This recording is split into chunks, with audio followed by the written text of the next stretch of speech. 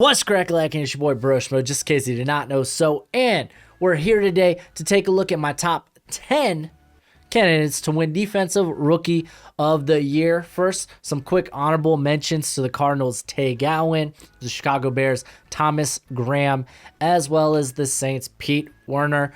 They just didn't end up making the cut. But let's see who did with Carolina's JC Horn. He was tough to put on this because I'm not too confident about the scheme fit, because the Panthers, they played a ton of zone last year, and that's not really Horn's forte. He's more of a, how would you say, press man corner.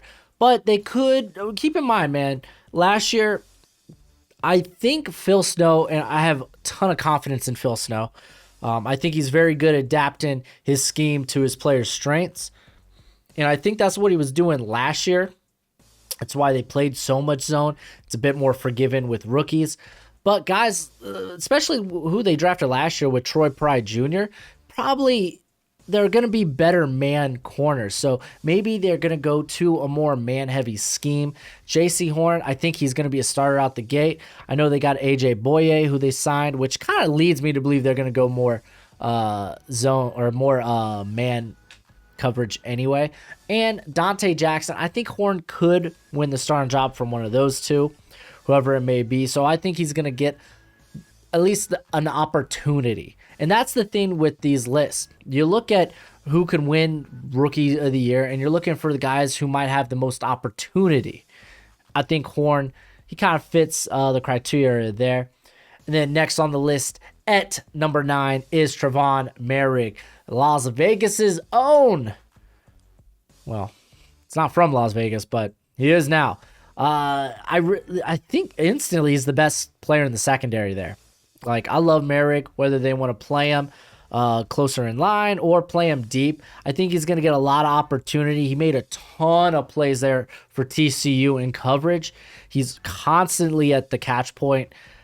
I really like him. I think he could be a sleeper in this class. I mean, he was a second-round pick. Should have gone in the first. But ended up being a second-round pick. So, yeah, I would consider him a sleeper.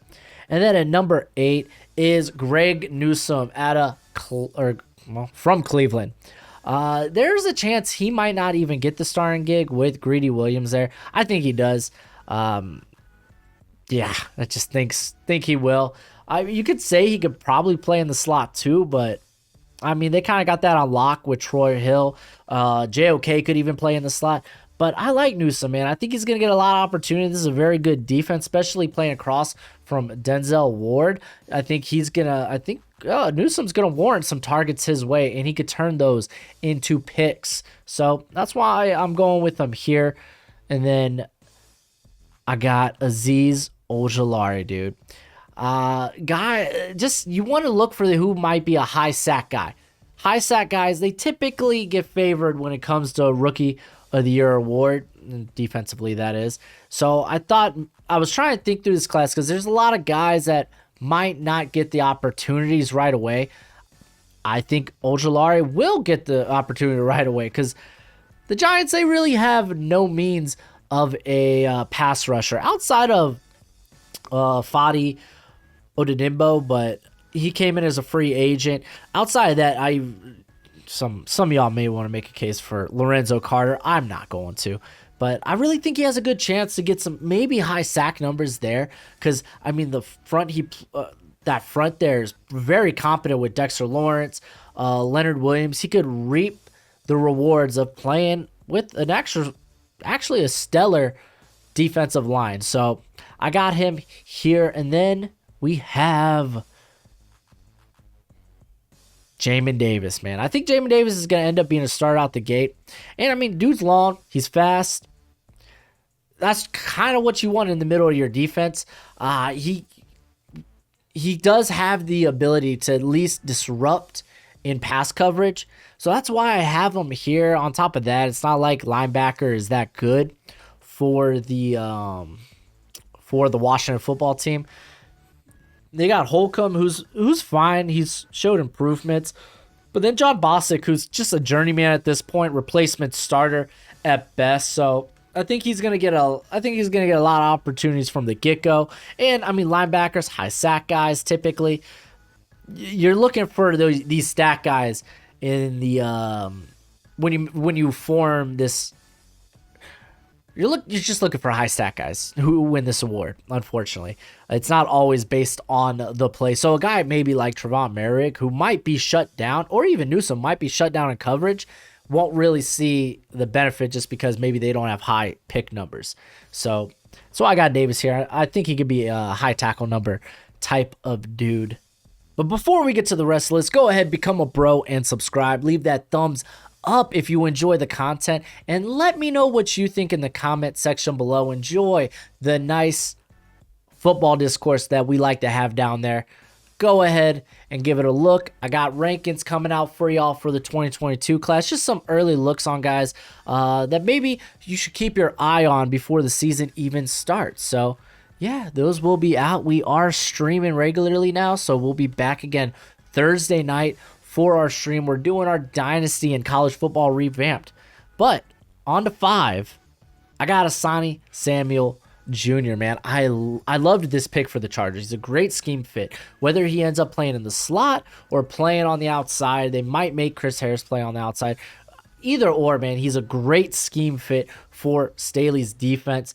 And this guy is a proven ball hawk. I think out of any of the corners in this class, he has the best opportunity because they're extremely thin at corner. They have, Michael Davis and, Chris Harrison. That is literally it. So I think he's going to get opportunities early and often.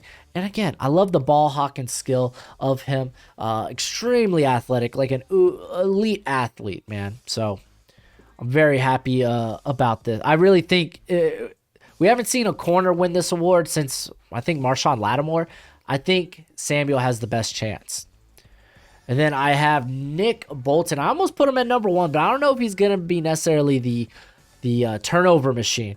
But he is going to be one of these high tackle guys. I think he will start immediately.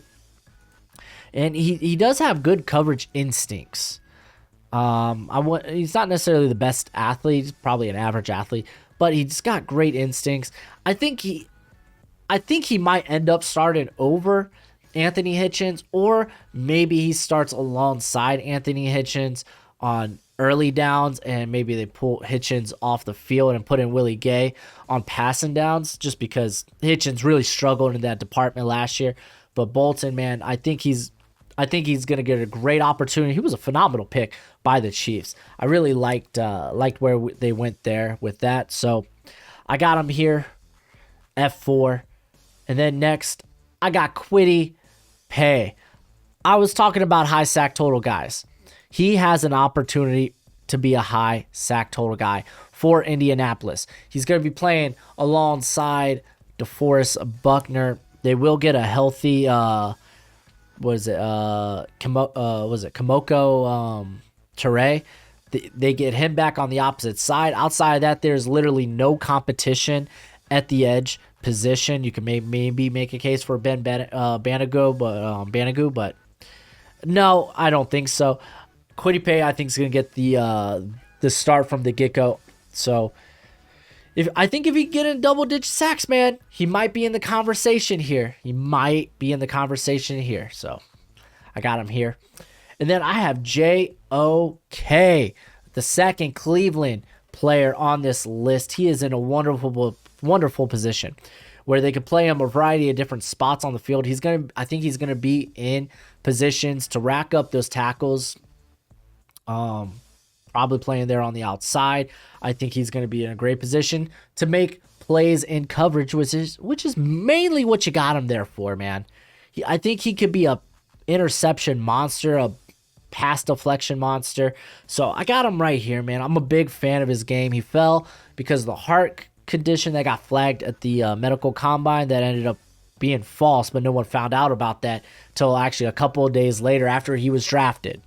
So literally false test got flagged, and cost him a whole lot of money. So maybe he comes out with a vengeance. But my top guy, who I think could potentially win defensive rookie of the year, He's actually the betting favorite right now as well, is Micah Parsons. I think the Cowboys will find a role for Parsons, whether it is a part of that linebacker core or maybe it's more of like what they did with Aldon Smith and Randy Gregory last year and kind of used them as pass rushers around the line of scrimmage. They drafted Parsons 12th overall. They're going to find a way to play him on the field and play him on the field a ton. I think he could be like Devin White in terms of how many sacks he racks up. We saw how many sacks got racked up just from Gregory and Smith. So if that is the role Parsons picks up, it could be very fruitful, even if they just ask him to be playing. Like, because I know the linebacker position's kind of deep there in Dallas, but they're going to find a way to put this guy on the field, man. All 3 downs. Keep in mind how much of an athlete he is. Realistically, they could even play him in the box as a strong safety. Just going to throw that out there. So that's why he is my top pick, but I want to hear your top pick in the comment section below.